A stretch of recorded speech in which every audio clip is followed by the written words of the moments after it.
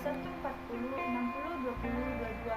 Di sini saya akan menjelaskan tentang proses penelitian, masalah variabel, dan paradigma penelitian. Dalam penjelasannya akan saya jelaskan dalam bentuk video sebagai berikut. Proses penelitian kuantitatif. Setiap penelitian selalu berangkat dari masalah. Namun, masalah yang dibawa peneliti kuantitatif dan kualitatif berbeda. Dalam penelitian kuantitatif, masalah yang dibawa oleh peneliti harus sudah jelas. Sedangkan masalah dalam penelitian kualitatif masih bersifat sementara dan akan berkembang setelah peneliti memasuki lapangan. Setelah masalah diidentifikasikan dan dibatasi, maka selanjutnya masalah tersebut dirumuskan. Rumusan masalah pada umumnya dinyatakan dalam kalimat pertanyaan. Dengan pertanyaan ini, maka akan dapat memadu peneliti untuk kegiatan penelitian selanjutnya. Berdasarkan rumusan masalah tersebut, maka peneliti menggunakan berbagai teori untuk menjawabnya. Jadi, teori dalam penelitian kuantitatif ini digunakan untuk menjawab rumusan masalah penelitian tersebut. Jawaban tersebut, rumusan masalah yang baru menggunakan teori tersebut dinamakan hipotesis. Maka hipotesis dapat diartikan sebagai jawaban sementara terhadap rumusan masalah penelitian. Hipotesis yang masih merupakan jawaban sementara tersebut selanjutnya akan dibuktikan kebenarannya secara empiris atau nyata. Untuk itu, peneliti melakukan pengumpulan data. Pengumpulan data dilakukan pada populasi tertentu yang telah ditetapkan oleh peneliti. Bila populasi terlalu luas, sedangkan peneliti memiliki keterbatasan waktu, dana, dan tenaga, maka peneliti dapat menggunakan sampel yang diambil dari populasi tersebut. Bila peneliti bermaksud membuat generalisasi, maka sampel yang diambil harus representatif dengan teknik random sampling. Meneliti adalah mencari data yang diteliti atau akurat. Untuk itu, peneliti perlu menggunakan instrumen penelitian. Dalam ilmu-ilmu alam, teknik, dan ilmu-ilmu empirik lainnya, instrumen penelitian seperti termometer untuk mengukur suhu, timbangan untuk mengukur berat, semuanya sudah ada, sehingga tidak perlu membuat instrumen. Tetapi dalam penelitian sosial, sering instrumen yang akan digunakan untuk meneliti belum ada, sehingga peneliti harus membuat atau mengembangkannya sendiri. Agar instrumen dapat dipercaya, maka harus diuji, validasi, dan reliabilitasnya. Setelah instrumen teruji validasi dan reliabilitasnya, maka dapat digunakan untuk mengukur variabel yang telah ditetapkan untuk diteliti. Instrumen untuk pengumpulan data dapat berbentuk tes dan non-tes. Untuk instrumen yang berbentuk non-tes dapat digunakan sebagai kuesioner, pedoman observasi, dan wawancara. Dengan demikian, teknik pengumpulan data selain berupa tes dalam bentuk penelitian ini dapat berupa kuesioner, observasi, dan wawancara. Data yang telah terkumpul selanjutnya dianalisis. Analisis diarahkan untuk menjawab rumusan masalah dan hipotesis yang diajukan. Dalam penelitian kuantitatif, analisis data menggunakan statistik. Statistik yang digunakan dapat berupa statistik deskriptif dan interferensial induktif. Statistik inferensial dapat berupa statistik parametris dan statistik non-parametris. Peneliti menggunakan statistik interferensial bila penelitian dilakukan pada sampel yang diambil secara random. Data hasil analisis selanjutnya disajikan dan diberikan pembahasan. Penyajian data dapat digunakan tabel, distribusi, frekuensi, grafik garis, grafik batang, chart atau diagram lingkaran, dan piktogram. Pembahasan terhadap hasil penelitian berupakan penjelasan yang mendalam dan interpretasi terhadap data-data yang telah disajikan. Setelah hasil penelitian diberikan pembahasan, maka selanjutnya dapat disimpulkan. Kesimpulan berisi jawaban singkat terhadap setiap rumusan masalah berdasarkan data yang telah terkumpul. Jadi, kalau rumusan masalah ada 5, maka kesimpulannya juga ada 5. Karena peneliti melakukan penelitian bertujuan untuk memecahkan masalah, maka peneliti berkewajiban untuk memberikan saran-saran. Melalui saran-saran tersebut, diharapkan masalah dapat dipecahkan. Saran yang diberikan harus berdasarkan kesimpulan hasil penelitian. Jadi, jangan membuat saran yang tidak berdasarkan hasil penelitian yang telah dilakukan. Apabila hipotesis penelitian yang diajukan tidak terbukti, maka perlu dicek apakah ada yang salah dalam penggunaan teori, instrumen pengumpulan, analisis data, atau rumusan masalah yang diajukan. Baik, sekarang kita masuk ke materi selanjutnya, yaitu masalah. Seperti yang telah dikemukakan bahwa pada dasarnya penelitian itu dilakukan dengan tujuan untuk mendapatkan data yang antara lain dapat digunakan untuk pemecahan masalah. Untuk itu, setiap penelitian yang akan dilakukan harus selalu berangkat dari masalah. Seperti dinyatakan oleh Emory 1985 bahwa baik penelitian murni maupun terapan semuanya berangkat dari masalah. Hanya untuk penelitian terapan, hasilnya langsung dapat digunakan untuk membuat keputusan. Di setiap penelitian yang akan dilakukan harus selalu berangkat dari masalah. Walaupun diakui bahwa pemilihan masalah penelitian sering merupakan hal yang dapat menemukan masalah yang betul-betul, maka sebenarnya pekerjaan penelitian itu 50% telah selesai. Oleh karena itu, menemukan masalah dalam penelitian merupakan pekerjaan yang tidak mudah. Tetapi setelah masalah dapat ditemukan, maka pekerjaan penelitian akan segera dapat dilakukan. Yang pertama, sumber masalah. Masalah dapat diartikan sebagai penyimpangan antara yang seharusnya dengan apa yang benar-benar terjadi, antara teori dengan praktek, antara aturan dengan pelaksanaan, antara rencana dengan pelaksanaan. Tormer 1982 mengemukakan bahwa masalah-masalah dapat diketahui atau dicari apabila terdapat penyimpangan antara pengalaman dengan kenyataan, antara apa yang direncanakan dengan kenyataan, adanya pengaduan dan kompetensi. A. Terdapat penyimpangan antara pengalaman dengan kenyataan. Di dunia ini, yang tetap hanya perubahan, namun seiring perubahan itu tidak diharapkan oleh orang-orang tertentu, karena akan dapat menimbulkan masalah. Orang yang biasanya menjadi pimpinan pada bidang pemerintahan harus berubah ke bidang bisnis.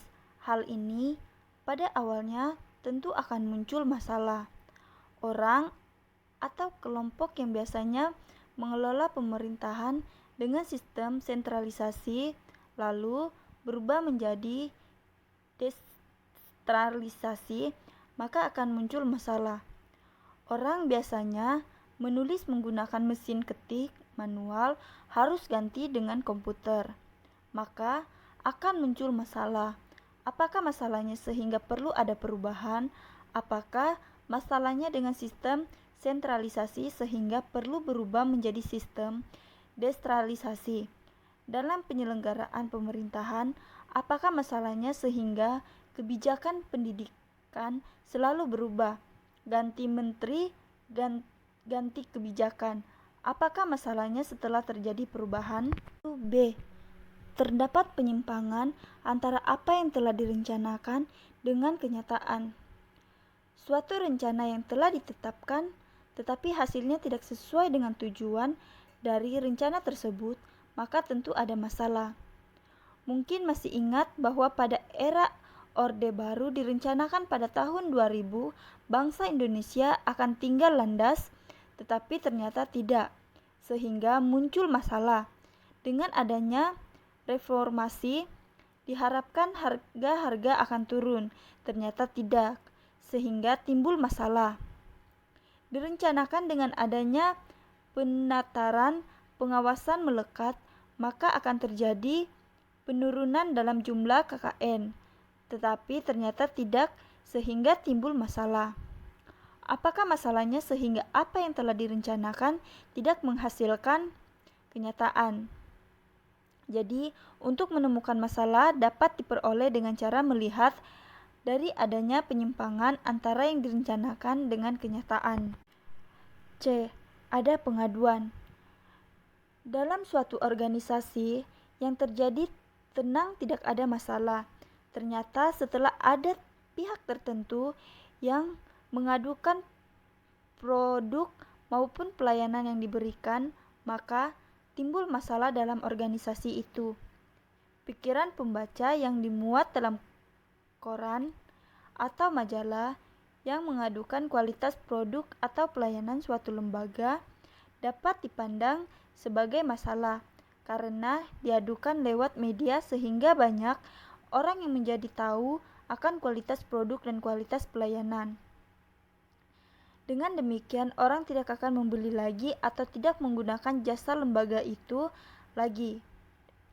Demonstrasi yang dilakukan oleh sekelompok orang terhadap suatu organisasi juga dapat menimbulkan masalah. Dengan demikian, masalah penelitian dapat digali dengan cara menganalisis isi pengaduan. B.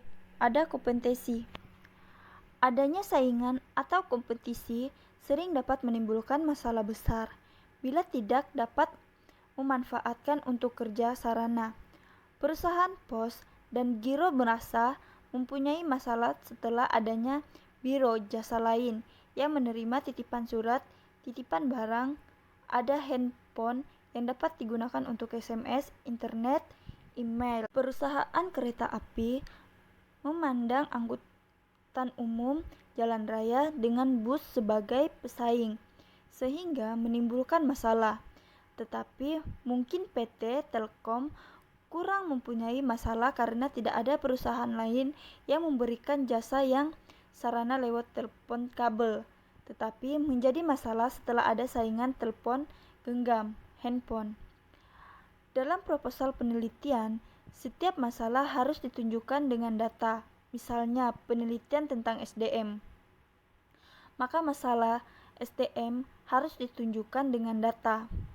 Masalah SDM misalnya berupa jumlah SDM yang terbatas, jenjang pendidikan yang rendah, kompetensi dan produktivitas yang masih rendah.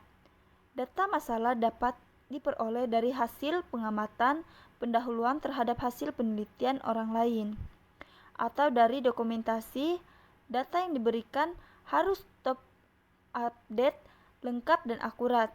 Jumlah data masalah yang dikemukakan tergantung pada jumlah variabel penelitian yang ditetapkan untuk diteliti. Kalau penelitian berkenan dengan 5 variabel, maka data masalah yang dikemukakan minimal 5. Tanpa menunjukkan data, maka masalah yang dikemukakan dalam penelitian tidak akan dipercaya. C. Rumusan masalah. Rumusan masalah berbeda dengan masalah. Kalau masalah itu merupakan kesengajaan antara yang diharapkan dengan yang terjadi, maka rumusan masalah itu merupakan suatu pertanyaan yang akan dicarikan jawabannya melalui pengumpulan data. Namun demikian terdapat kaitan erat antara masalah dan pengumpulan data. Rumusan masalah, karena setiap rumusan masalah penelitian harus didasarkan pada masalah. 1. Bentuk-bentuk rumusan masalah penelitian. Seperti telah dikemukakan, bahwa rumusan masalah itu merupakan suatu pertanyaan yang akan dicarikan jawabannya melalui pengumpulan data.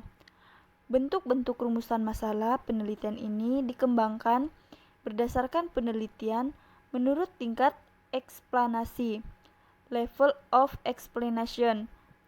Bentuk masalah dapat dikelompokkan ke dalam bentuk masalah deskriptif, komparatif, dan asosiatif. A. Rumusan masalah deskriptif. Rumusan masalah deskriptif adalah suatu rumusan masalah yang berkenaan dengan pernyataan terhadap keberadaan variabel mandiri, baik hanya pada satu variabel atau lebih. Variabel yang berdiri sendiri. Jadi, dalam penelitian ini, peneliti tidak membuat perbandingan variabel itu pada sampel yang lain dan mencari hubungan variabel itu dengan variabel yang lain. Penelitian semacam ini untuk selanjutnya dinamakan penelitian deskriptif.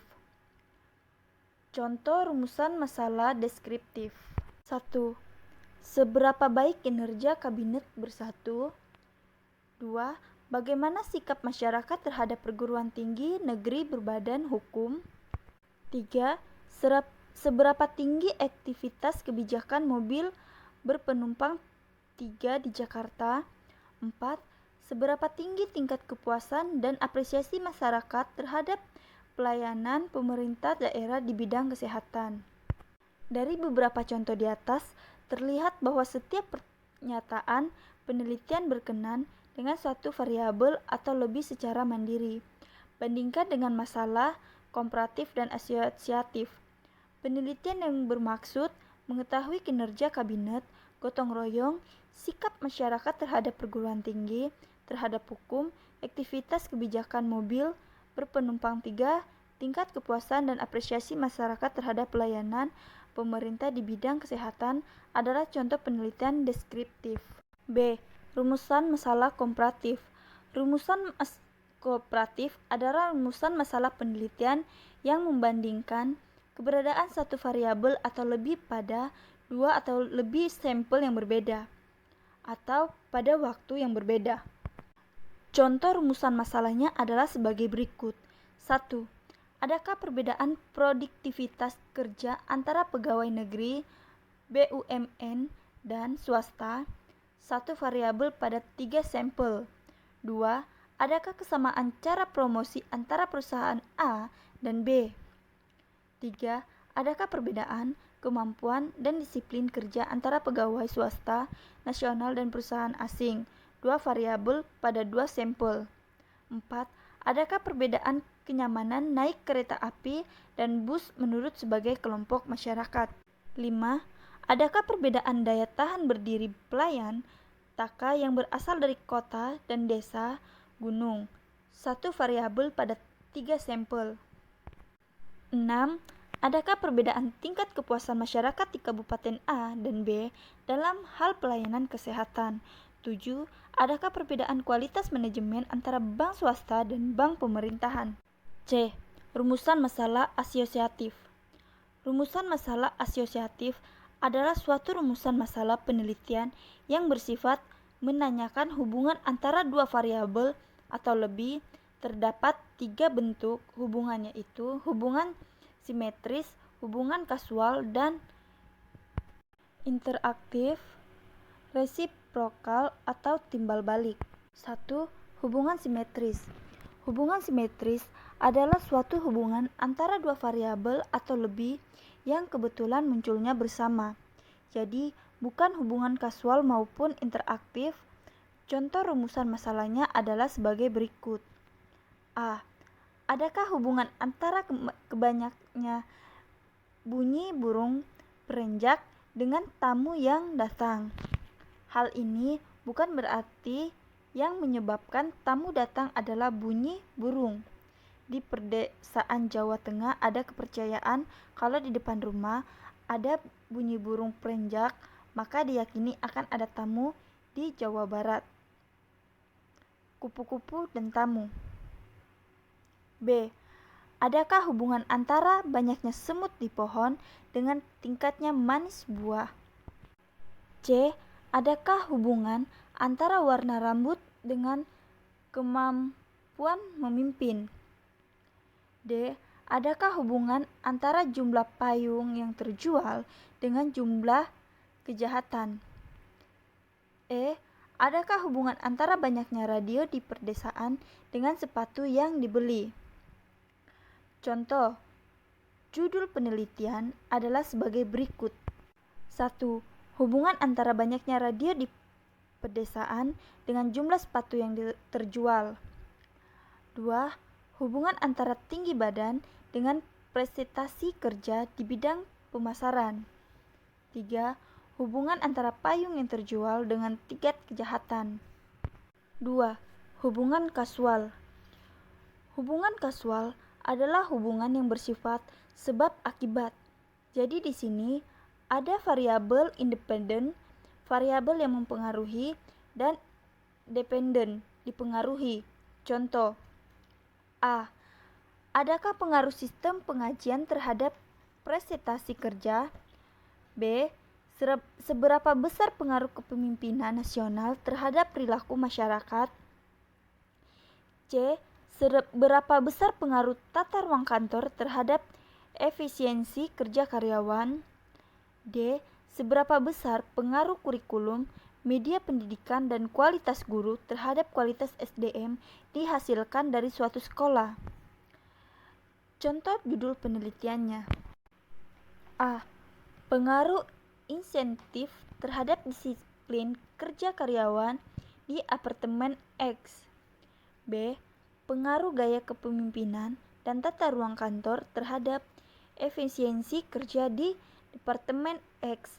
Contoh pertama dengan satu variabel independen dan contoh kedua dengan dua variabel independen. 3. Hubungan interaktif atau revivoka fit timbal balik. Hubungan interaktif adalah hubungan yang saling mempengaruhi. Di sini tidak diketahui mana variabel independen dan dependen. Contoh, A. Hubungan antara motivasi dan prestasi. Di sini dapat dinyatakan motivasi mempengaruhi prestasi dan juga prestasi mempengaruhi motivasi. B. Hubungan antara kecerdasan dengan kekayaan. Kecerdasan dapat menyebabkan demikian juga orang yang dapat meningkatkan kecerdasan karena gizi terpenuhi. D. Variabel penelitian. 1. Pengertian.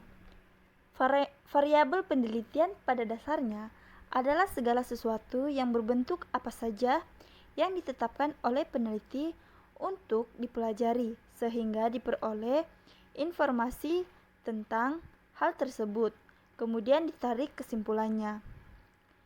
Secara teoritis, variabel dapat didefinisikan sebagai atribut seseorang atau objek yang mempunyai variasi antara satu orang dengan yang lain atau satu objek dengan objek yang lain. Hedges dan Faraday 1981. Variabel juga dapat merupakan atribut dari bidang keilmuan atau kegiatan tertentu. Tinggi, berat badan, sikap, motivasi, kepemimpinan, disiplin kerja merupakan atribut-atribut dari setiap orang. Berat, ukuran, bentuk, dan warna merupakan atribut-atribut dari objek. Struktur organisasi, model pendelegasian, kepemimpinan, pengawasan, koordinasi, prosedur, dan mekanisme kerja. Deskripsi pekerjaan kebijakan adalah merupakan contoh variabel dalam kegiatan administrasi. Springer 1973 menyatakan bahwa variabel adalah konstruk atau sifat yang akan dipelajari. Diberikan contoh misalnya tingkat aspirasi, penghasilan, pendidikan, status sosial, jenis kelamin, golongan gaji, produktivitas kerja, dan lain. Di bagian lain, Klinger menyatakan bahwa variabel dapat dikatakan sebagai suatu sifat yang diambil dari suatu nilai yang berbeda. Di Evan Fouls. Dengan demikian, variabel itu merupakan suatu yang bervariasi. Selanjutnya, Kidder 1981 menyatakan bahwa variabel adalah suatu kualitas di mana peneliti mempelajari dan menarik kesimpulan darinya.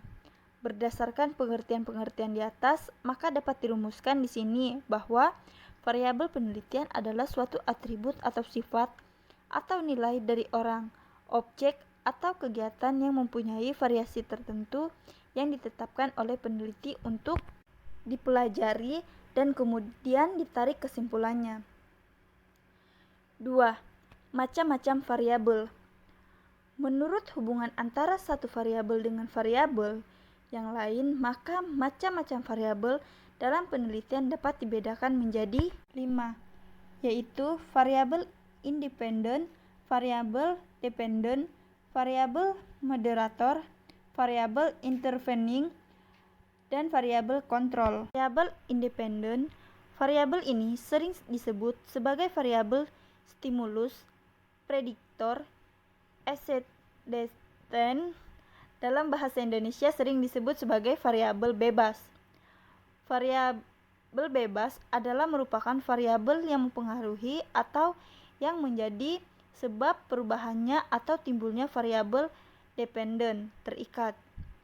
Lalu B. Variabel dependen sering disebut sebagai variabel output, kriteria, konsekuen. Dalam bahasa Indonesia sering juga disebut sebagai variabel terikat. Variabel terikat merupakan variabel yang dipengaruhi atau yang menjadi akibat karena adanya variabel bebas. C. Variabel moderator adalah variabel yang mempengaruhi, memperkuat, dan memperlemah hubungan antara variabel independen dengan dependen. Variabel tersebut juga sebagai variabel independen kedua. Hubungan perilaku suami dan istri akan semakin baik atau kuat kalau mempunyai anak dan akan semakin renggang kalau ada pihak ketiga ikut mencampuri.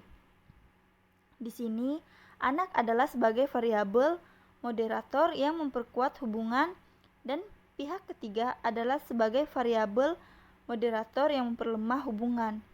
Hubungan motivasi dan produktivitas kerja akan semakin kuat bila peranan pemimpin dalam menciptakan iklim kerja sangat baik dan hubungan semakin rendah bila peranan pemimpin kurang baik dalam menciptakan iklim kerja. D. Variabel intervening. Dalam hal ini, Tukiman 1988 menyatakan variabel intervening adalah variabel yang secara otoritis mempengaruhi hubungan antara variabel independen dengan dependen menjadi hubungan yang tidak langsung dan tidak dapat diamati dan diukur.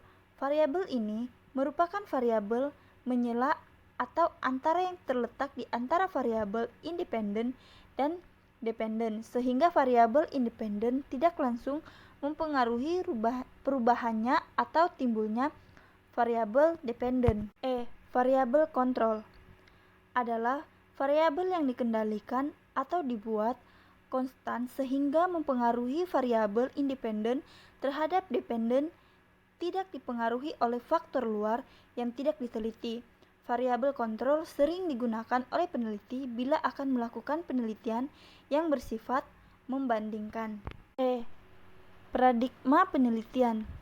Dalam penelitian kuantitatif atau positivistik yang dilandasi pada suatu asumsi bahwa suatu gejala itu dapat diklasifikasikan dan hubungan gejala bersifat kausal, sebab akibat, maka peneliti dapat melakukan penelitian dengan memfokuskan kepada beberapa variabel saja. Pola hubungan antara variabel yang akan diteliti tersebut selanjutnya disebut sebagai paradigma penelitian.